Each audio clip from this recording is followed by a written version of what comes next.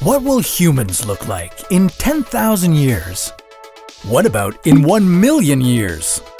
Will we look like this guy? Probably not, but we'll definitely look different than we do now.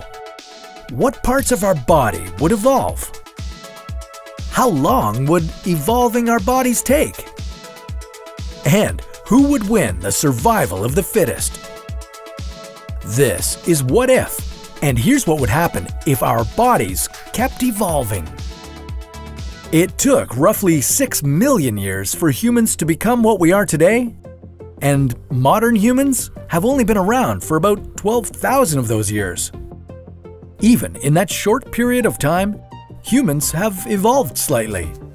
We've become about 10 centimeters taller, and now we can eat dairy foods after childhood.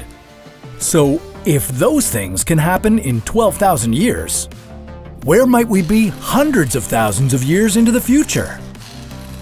First, we should probably figure out exactly what evolution is. Evolution is all about changes in the genetic makeup that happen to a species over time. Species with more advantageous traits will tend to have more offspring, so those genetic traits will tend to carry on to later generations. For example, giraffes with longer necks who can reach more food will be able to survive better than giraffes with short necks. And they'll be able to have more babies who will likely have longer necks just like their parents. And as time goes on, the short-necked giraffes will die out, and the long-necked giraffes are the only ones left. That's why all our giraffes today have long necks. So how does this apply to humans exactly? Well, evolution in this sense is actually very hard to predict. In the world we live in, we don't need to worry about survival of the fittest. Technology has effectively canceled a lot of that. You no longer need to worry about being the fastest or the strongest. This isn't 100,000 years ago when you had to fight for your food. Things like houses to live in and clean running water make surviving so much easier. You never think to yourself, how am I going to survive today? But that's something our ancestors had to worry about constantly. It's not guaranteed that 1,000,000 years from now, humans will be stronger, faster, and bigger than ever before. After all, having children today is generally decided by culture and personal choice rather than the need for our species to survive.